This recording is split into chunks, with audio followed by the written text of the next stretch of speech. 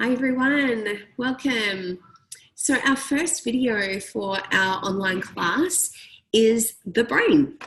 So I'm just going to give you an overview of what the brain is and how it works, because that's going to allow you to really understand how the messages of our body get transmuted via our brain. So if you picture your brain like a cauliflower, and attached to that cauliflower, attached to that brain is your spinal cord. And attached to your spinal cord are all of these nerves that come out. And these three things, the brain, the spinal cord, and the nerves, all make up your central nervous system. And your central nervous system is what directs, coordinates, and regulates your body, the conscious parts of your body, as well as the unconscious parts. So, for example, if you cut yourself and that heals, that's an unconscious activity that's just happening in your body.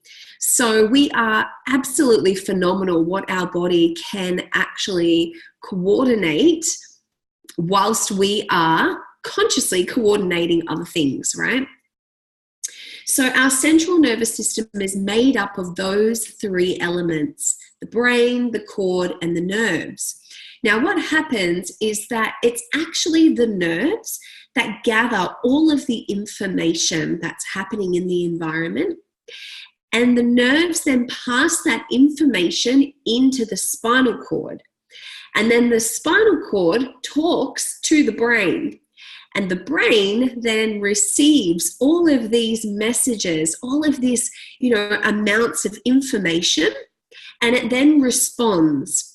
And it's the motor neurons that travel from the brain into the body, passing back a message.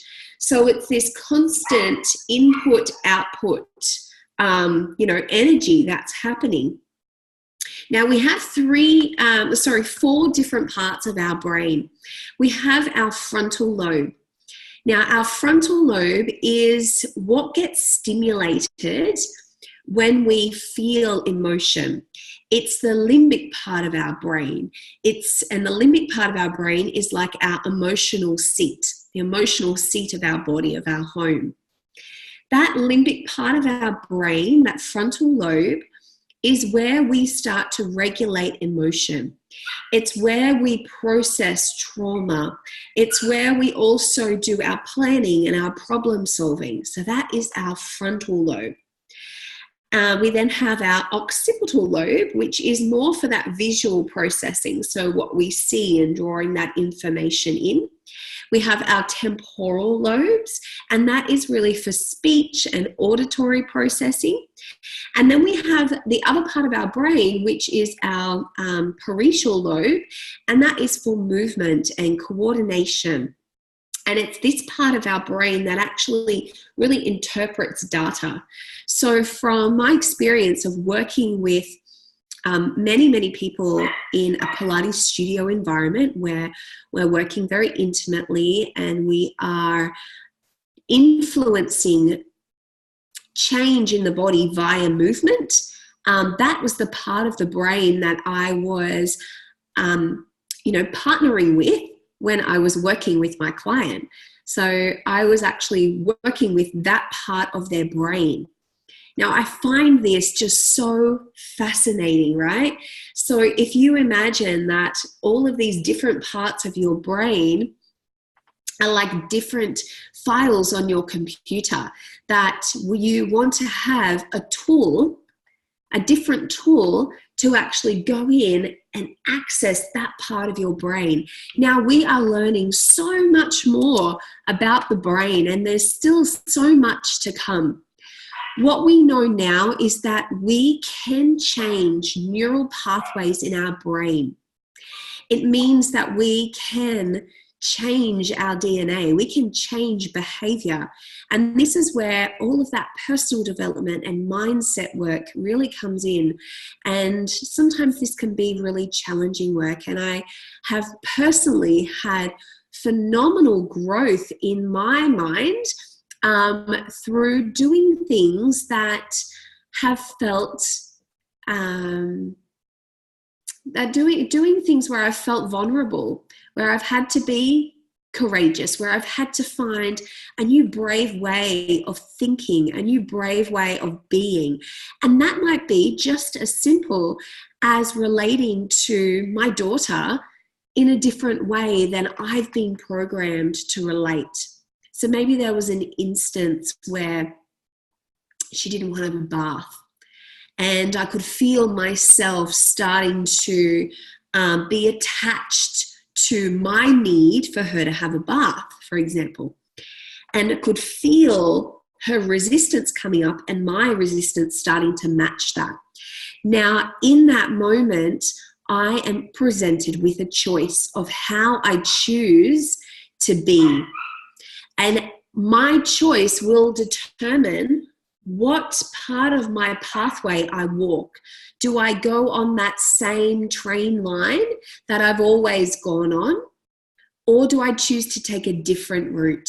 Now, we feel and we can experience this when we are stepping out of our comfort zone and doing something that feels a bit scary, like starting a new business or talking to somebody new about something that we're doing and inviting them to join us, or getting up on stage if that's something that is nerve-wracking for you, or communicating a need that you have to your children's school teacher because you want to see a change in that form of education or environment. When we do something that is courageous of us, no matter how big or small, we start to create new neural pathways. Now, the way that the essential oils work in our body is fascinating. And the oils will work to help you anchor in these new pathways. Now, we have a protective mechanism in our brain, which is called the blood-brain barrier. And you've probably heard about this through, if you've already been using essential oils, you've probably already heard about this. And you may be wondering what it is, and you're kind of hearing that lingo. So the blood-brain barrier is a protective mechanism that our brain has to stop cells of the nervous system coming into the rest of the body, right? So it basically keeps the cells of the nervous system safe and housed. And what is really interesting is that because of the makeup of our essential oils, because of their chemical constituents, and also they are carbon-based, they can permeate the protective barrier of our brain, especially if that essential oil has a sesquiterpene base in it, so something like frankincense or sandalwood. And when that essential oil, for example, comes in and passes via that protective barrier, it means we have great impact to the brain. So something like a headache, a migraine, confusion, vertigo even. I had that when I traveled to the US for the first time. I've never, ever experienced it. And just by rubbing frankincense behind the back of my ear and a little bit of geranium, it allowed those nauseous feelings to dissipate that I was getting from the vertigo, and the spinning was reducing dramatically. So our essential oils are also really high in antioxidants. There's antioxidant properties that some essential oils have a high amount of, like thyme and rosemary. And those essential oils are great just for the general health of our brain. So it's important just for maintaining a healthy brain to have those essential oils around us. Now, the way that we can see and experience those essential oils is predominantly through that aromatic use, which is smelling those essential oils. So I'm just going to demonstrate for you. So I've got some peppermint oil, and one of the things that I love to do first thing in the morning is to get my peppermint, and first of all I put a little bit on my tongue, Just gets me this fresh burst. I swipe just a little bit under my nose. Now, not a lot, because remember, peppermint can sting, can burn if it's put on sensitive areas. So I literally just do a tiny little swipe. I have a very small amount. I rub the rest in my hand. I rub it onto the back of my neck. And now, because that essential oil is already permeating through my hands, I find when I then smell it off my hands, I don't get that really strong vapor to my eyes because it's already started to go through those dermal layers. So then I just simply inhale.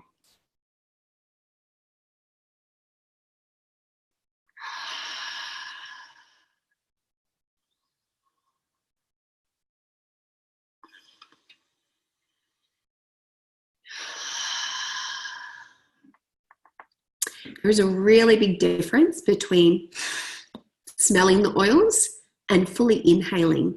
Now, what you want to do when you do fully inhale those oils is to actually feel like you're trying to open your nostrils. So when you breathe in, try to take that breath right up to the top of your nostrils and actually visualize all of the little nose hairs receiving that aroma.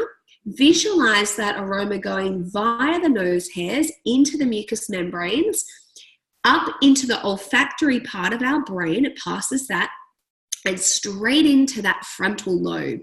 Okay, so I invite you now, if you have an oil around you, put a drop on your hands and let's do this together. So rub your hands together.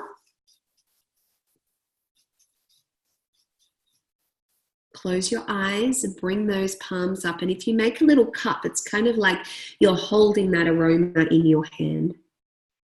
So as you inhale, fully breathe that essential oil right up as high as you can in the nostrils and feel yourself really expand that nasal space. Visualize the nose hairs, which are receptors, carrying that aroma up and into the mucous membranes. We come into the brain via the olfactory bulb. We come into the seat of our emotional house, which is that limbic part of our brain. This is where we control memory. This is where we recall memory. When we smell something, it's that part of our brain that gets lit up.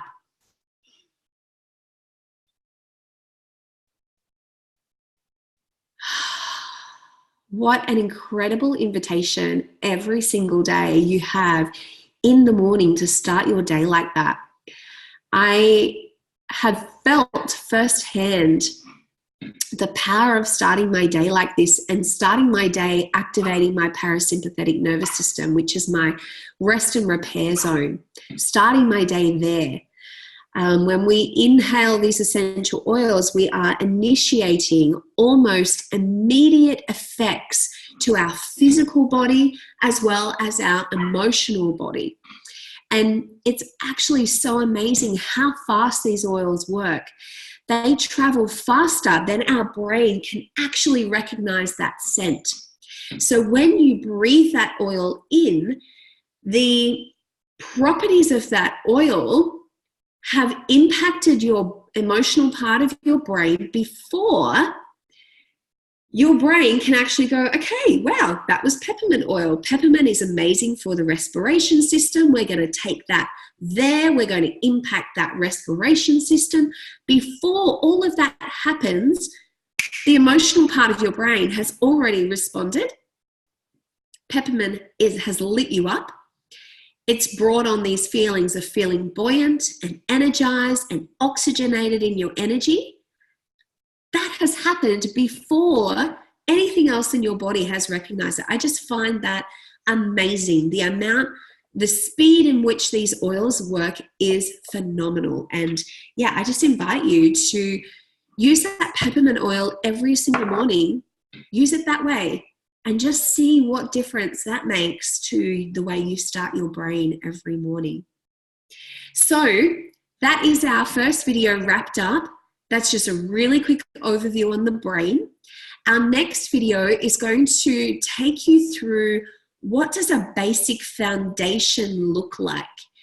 And then we're going to dive into more specific individual oils. So I hope you enjoyed that, and I'll see you on the next one.